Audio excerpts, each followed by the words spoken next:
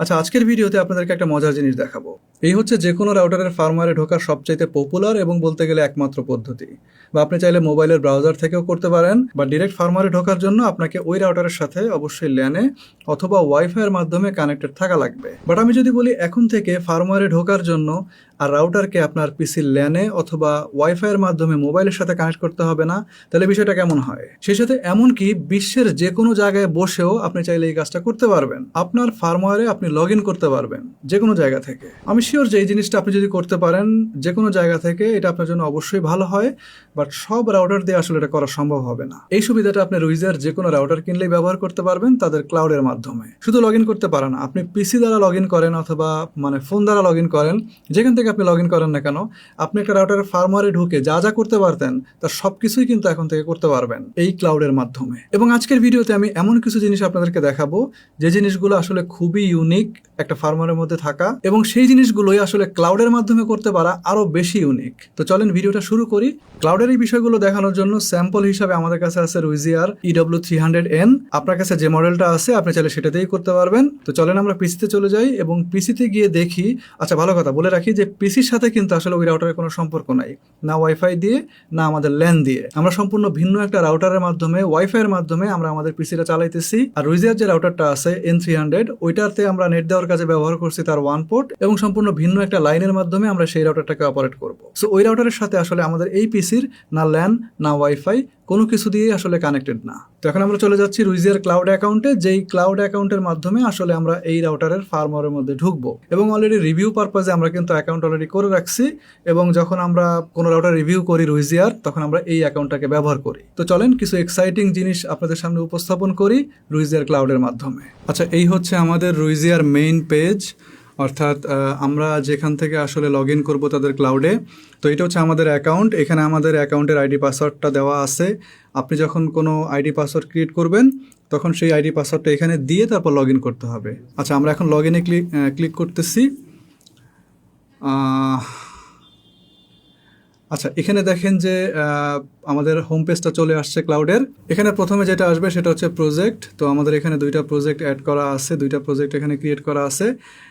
একটা প্রজেক্ট হচ্ছে আপনার EW300N, একটা হচ্ছে TSP মেইন নামে আছে। তো পাশে দেখেন যে ডিভাইস এখানে টু লেখা আছে। এখানে যদি আমরা যাই আমাদের দুইটা রাউটারকে আমরা দেখতে পাবো এখানে। তো আমরা মূলত আজকের ভিডিওতে EW300N যেটা আছে এই রাউটারটা এখন অনলাইনে আছে, এটা নিয়ে আমরা দেখাবো। এবং এই রাউটারের সাথে কিন্তু আমাদের আসলে এই যে পিসি দিয়ে আমরা রেকর্ড করতেছি এই পিসির কোনো সম্পর্ক নাই। অর্থাৎ আপনি ওয়াইফাই বলেন অথবা ল্যান বলেন, কোনো দিক দিয়েই কিন্তু এই রাউটারটা আমাদের এই পিসির সাথে কানেক্টেড না। আচ্ছা, এখন আমরা মূলত যে জিনিসটা দেখার চেষ্টা করব বা বোঝার চেষ্টা করব সেটা হচ্ছে যে এই রাউটারের যে ফার্মওয়্যার আছে সেই ফার্মওয়্যারের ভিতরে আমরা কিভাবে লগ ইন করবো, এবং সেখান থেকে কোন কোন সেটিংস আমরা চাইলে পরিবর্তন করতে পারবো অথবা নিজের মতো করে সেটিংস করতে পারবো। এবং এটা যে একটা বিশেষ অবস্থা এবং বিশেষ সুবিধা সেটা আসলে বলার অপেক্ষা রাখে না, কারণ আপনারা অলরেডি জানেন যে আমরা যখন কোনো রাউটারে ঢুকি তখন কিন্তু হয় আমাদেরকে ওই রাউটারের সাথে ল্যানের মাধ্যমে অথবা ওয়াইফাইয়ের মাধ্যমে কানেক্টেড থাকা লাগে। এই রাউটারে আমরা যে ঢুকতেছি তার ফার্মওয়্যারে ঢুকতেছি, একদম ফার্মওয়্যারের মেইন পেজে ঢুকবো। মেইন পেজে কিন্তু সাধারণত ঢোকা যায় না। আপনি যখন অ্যাপ দিয়ে ঢুকবেন কোনো রাউটারের তখন কিন্তু আপনি মেইন পেজ দিয়ে ঢুকতে পারবেন না, আপনি কিন্তু মেইন ফার্মওয়্যারের ভিতরে ঢুকতে পারবেন না। আপনি জাস্ট অ্যাপের মাধ্যমে কিছু অ্যাক্সেস পাচ্ছেন, বাট আপনি কোনো রাউটারের ফার্মওয়্যারে ঢুকতে পারবেন না। এখানে কিন্তু আমরা ডিরেক্ট একদম ফার্মওয়্যারে নিয়ে যাব সেই রাউটারের, এবং ফার্মওয়্যারে থাকা যত সেটিংস আছে যা আপনার করতে ইচ্ছা করে আপনি চাইলে সব কিছুই সেখান থেকে করতে পারবেন। যেমন আমরা যদি ঢুকি তাহলে প্রথমে এই রাউটারটাকে আমরা টিক দিয়ে নিচ্ছি, এবং এখানে দেখেন ওয়েব নামে একটা ট্যাব আছে, এই ওয়েবে ক্লিক করব। এরপর এখানে যে ক্রিয়েট টানেল আছে, এই ক্রিয়েট টানেল আছে এখানে ক্লিক করতে হবে। তার আগে একটু বলি যে টানেল পারমিশনটা আসলে দিয়ে নিতে হবে যে আপনি আসলে কত ঘন্টার জন্য অ্যাক্সেস চাচ্ছেন। এখানে বাই ডিফল্ট 3 আওয়ার্স দেওয়া আছে, আপনি চাইলে কমায় নিতে পারবেন, বাড়ায় নিতে পারবেন আপনার প্রয়োজন অনুসারে। আপনি যদি বেশিক্ষণ অ্যাক্সেস চান বাড়ায় নেবেন, যদি কম অ্যাক্সেস চান আপনি চাইলে কমায় নিতে পারবেন। তো যেটা আছে সেটা দিয়েই আমরা ক্রিয়েট টানেলে দিচ্ছি। দেখেন টানেল ক্রিয়েট হচ্ছে, একটু সময় লাগবে, এখানে একটু সময় লাগবে। তো এখানে দেখেন যে টানেল ক্রিয়েশনটা কিন্তু সাকসেস হয়ে গেছে। এখন আমাদেরকে যেতে হবে ওপেন উইথ ডোমেন রিকমেন্ডেড। এখানে জাস্ট আপনার রুইজিয়ার যে ফার্মওয়্যার আছে সেই ফার্মওয়্যারে এখন আমরা প্রবেশ করতেছি, এবং এই যে দেখেন আমাদের ফার্মওয়্যার কিন্তু ওপেন হয়ে গেছে। তো এখানে দেখেন অনেক সেটিংস আছে যেগুলো আপনারা অলরেডি জানেন, যারা আমার রুইজিয়া নিয়ে করা ভিডিওগুলো দেখছেন, বিভিন্ন ভিডিও দেখছেন এবং কম্প্যারিজন ভিডিও দিয়েছিলাম কয়েকদিন আগে, সেগুলো দেখছেন। সেখানে আমি ক্লাউড নিয়ে কিছু কথা বলার চেষ্টা করছি, বাট কিছু জিনিস আছে মিস হয়ে গেছে। এই জিনিসগুলো আজকে আপনাদেরকে দেখাবো। এখন এই রাউটারের ভিতর থেকে আপনার যদি মনে হয় যে আমি ওয়াইফাইটা মানে ওয়াইফাইয়ের পাসওয়ার্ডটা চেঞ্জ করব, আচ্ছা ভালো কথা। জিনিসটা মানে কেন ইম্পর্টেন্ট? এটা ইম্পর্টেন্ট এই কারণে, ধরেন আপনি বাসায় নাই, বাসা থেকে অনেক দূরে আছেন, এখন এমন একটা কিছু করা দরকার যেটা আসলে এই ফার্মওয়্যারের মধ্যে ঢুকেই করা সম্ভব কনভিনিয়েন্টলি। তো সেই ক্ষেত্রে আপনার যদি মানে ফার্মওয়্যারের ভিতরে অ্যাক্সেস না থাকে, তো সেটা আপনি কীভাবে করবেন? তো এই ক্লাউডের মাধ্যমে আপনি কিন্তু ফার্মওয়্যারের ভিতরে একটা পূর্ণাঙ্গ অ্যাক্সেস পাইতেছেন, যার মাধ্যমে আপনি দূরে বসে চাইলেও যে কোনো কিছু করতে পারবেন। আচ্ছা, যে কথা বলতেছিলাম সেটা হচ্ছে, যদি আমরা পাসওয়ার্ড চেঞ্জ করতে চাই তাহলে আমাদেরকে ওয়াইফাই ট্যাবে আসতে হবে। এখানে দেখেন, যেহেতু এটা সিঙ্গেল ব্যান্ডের রাউটার, সো এখানে খুবই ইজিভাবে দেওয়া আছে সব কিছুই। এখানে দেখেন ওয়াইফাই পাসওয়ার্ড চেঞ্জ করার জায়গা আছে। তো এখান থেকে আপনি চাইলে জাস্ট পাসওয়ার্ডটা চেঞ্জ করে দিবেন, পাসওয়ার্ডটা চেঞ্জ করে সেভ করে দিবেন, দ্যাটস ইট। আচ্ছা, এরপরে সবচেয়ে ইম্পর্টেন্ট জিনিস যেটা সেটা দেখাবো, সেটা হচ্ছে আমরা সিস্টেমে যাই। সিস্টেমের এখানে দেখেন যে ম্যানেজমেন্টের একটা অপশন আছে।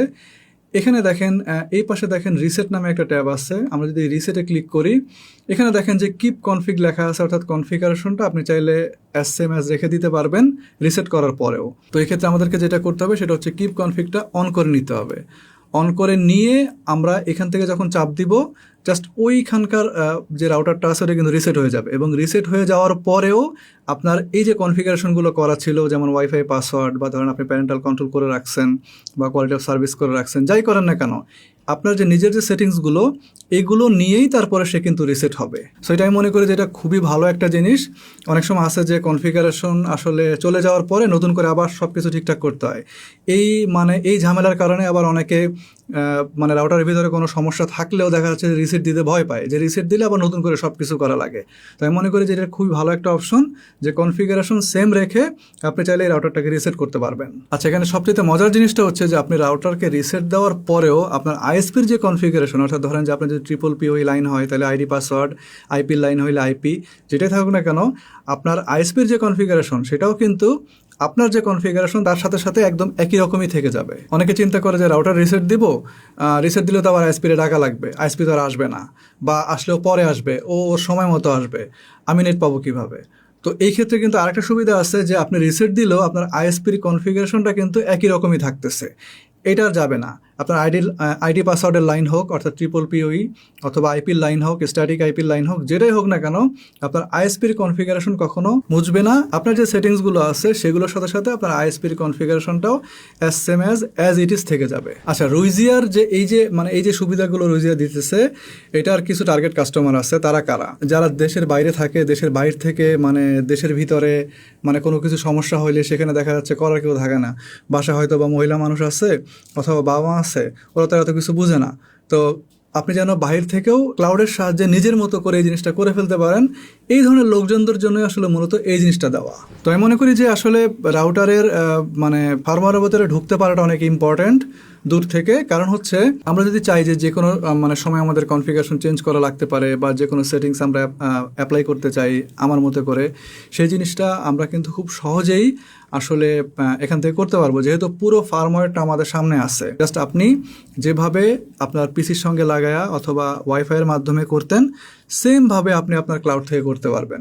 জাস্ট পার্থক্য হচ্ছে প্রথমে আপনাকে ক্লাউডে লগ ইন করতে হবে, দেন আমি যে প্রসিডিউর দেখাইলাম সেখান থেকে ক্লিক করলে আপনার মানে ফার্মওয়্যারের ভিতরে ঢুকে যাবে। দেন আপনি আপনার মতো করে সব কিছু করতে পারবেন অ্যাজ ইফ রাউটারটা আপনার সাথেই আছে। তো আজকের ভিডিও এই পর্যন্তই। যদি ভিডিও ভালো লাগে অবশ্যই ভিডিওতে লাইক দেন, চ্যানেলটাকে সাবস্ক্রাইব করে রাখেন। খুব শীঘ্রই আসবো নতুন কোনো ভিডিও নিয়ে, নতুন কোনো রিভিউ নিয়ে। সে পর্যন্ত সবাই ভালো থাকেন এবং সুস্থ থাকেন। আল্লাহ হাফেজ।